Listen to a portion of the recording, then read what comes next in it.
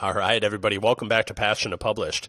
In this module, what we're talking about is building the structure and organizing the content and the outline and the chapter structure for your book, which is critically important. I heard long ago that failing to plan is planning to fail. So this is where you're going to come up with exactly what is going to go into your book. And the first thing that I want to say on this is, obviously the title of this course is called Passion to Published. And I'm sure what you are writing on is probably your hobby, your passion, and it's something that you know a lot about. And all of the knowledge and all of what should go into your book is probably already in your head. It's not something that you're necessarily going to have to go out and you're going to have to research a lot, but it is something that sometimes we suffer from paralysis by analysis, and it takes a little something to be able to bring that knowledge and to be able to bring that passion out of us in the form of a book outline and a book structure. So you've got everything that you need. Trust me, that's the first thing that I want to say. And what I just want to go into is the initial part of creating an outline for a book is to just do some brainstorming. And personally, I like to do my brainstorming with nothing other than a pen or a pencil and just a pad of paper. And like over here on the right-hand side, you've got what looks like, I couldn't actually find my original one, but my book structure for my book, Metabolism Myths. And ultimately what you want to do in your brainstorming is literally just take a pen or a pencil and a pad of paper and just start writing. And just start writing everything that comes to mind in regards to whatever topic you are going to write on. Don't worry about whether you think it's correct. Don't worry about whether you think you'll include it in the book. I literally just want you to take some time, and ideally if you can get outside, get some fresh air, get away from technology and distractions so you can really think and just kind of daydream as far as, what goes into your topic and into your passion. That's going to be what's best. And just write down every single thing that you can possibly think of. Like you can see in this structure for Metabolism Myths, I've got commitment, portion sizes. I don't even know if you can read my chicken scratch, but really just wrote down a bunch of different things that would potentially go into living a healthy lifestyle, kind of anti-dieting and helping people lose weight. So just that's the first part, and that's a stepping stone, is to just write down every possible thing that you can think of and to not worry about it from there.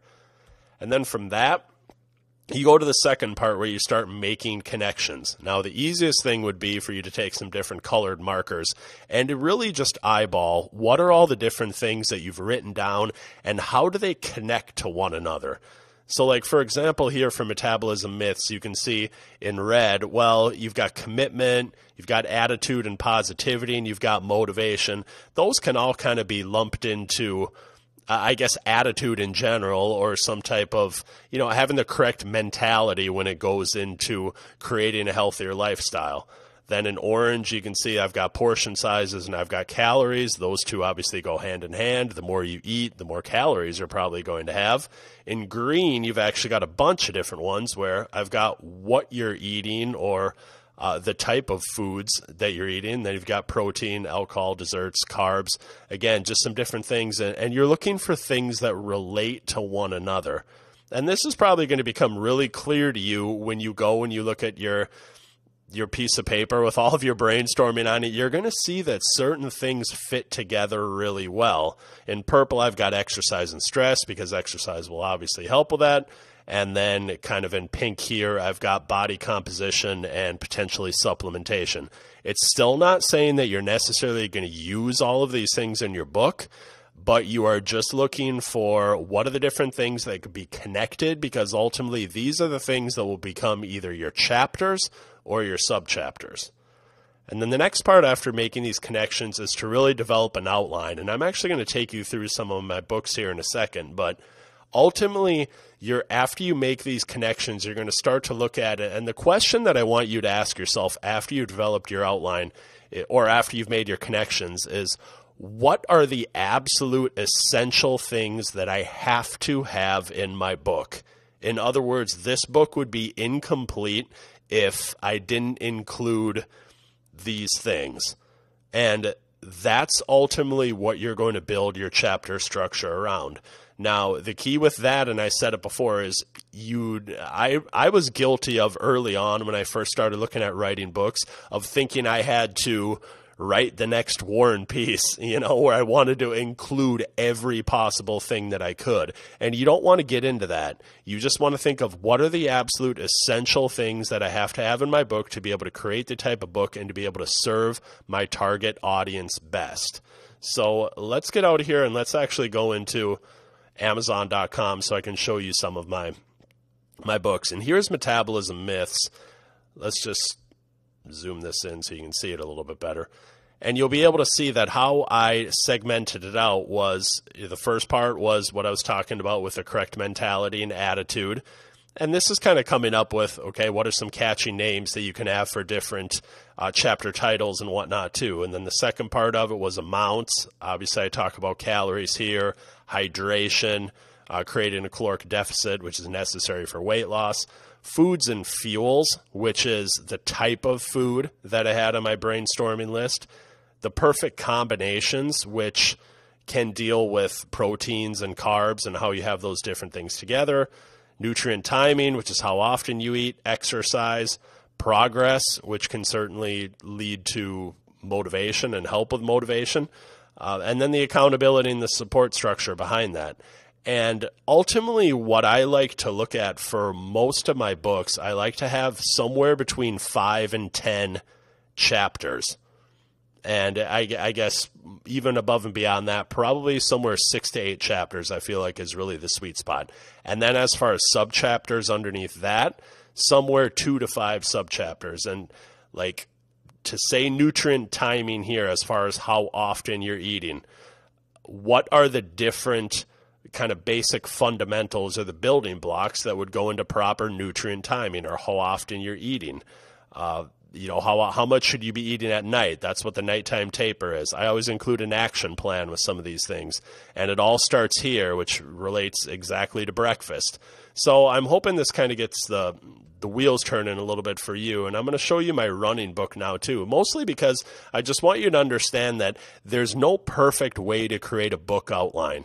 There's really not. And I'm just giving you some different examples, but I want you to just brainstorm as much as possible to be able to come up with something that's going to work for you. So obviously this is one of my 50 best tips ever book. I've only got 5 true chapters in this book, and they're mentality, metabolics, muscles, mobility, and movements. And then I've got 10 different tips under each of those 5 chapters, which is fine. People have loved the book. They love to read books like this too.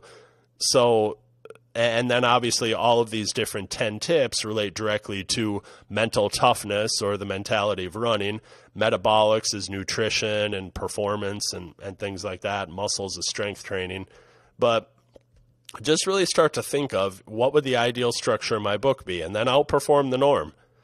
Let's scroll down and let's look at this. Now, this is a lot different where I've actually just got 3. This is the only book I have that's really geared towards 3 sections or different sections in a book. And those sections are, I kind of thought to myself, if I was to write a book on what would help you live your best life, what would that look like? And I broke it down into health, high performance, and happiness.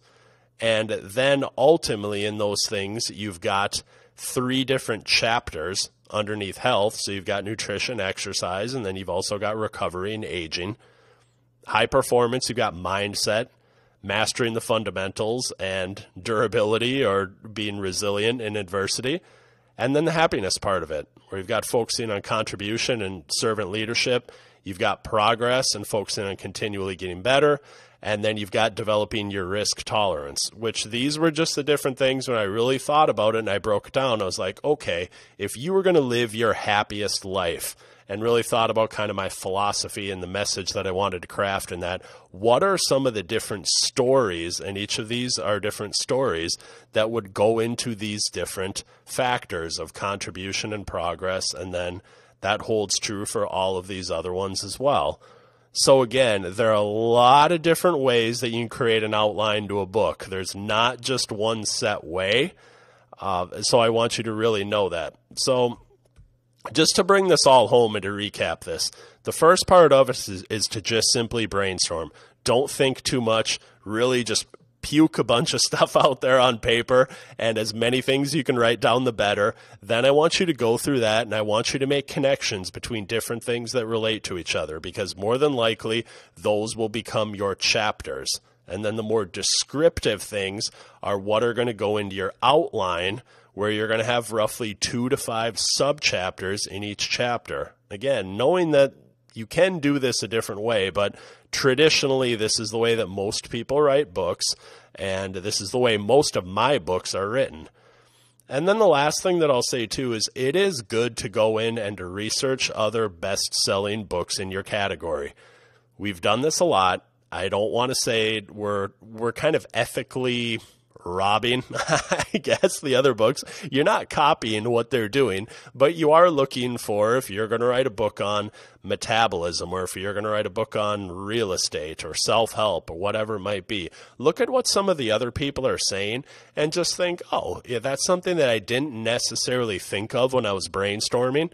And maybe it's something that you want to include in your book. I don't think you have to go through all the top 20 best-selling books, but I would encourage you to go through some of them and to just decide, what are some things that I may like to include in mine, because it may bring up some things that you hadn't even thought about. So really, that is the best way to develop your outline. And after you've done this, you should have a pretty solid structure going into the next module, where we're actually going to discuss the different methods that you can write your book.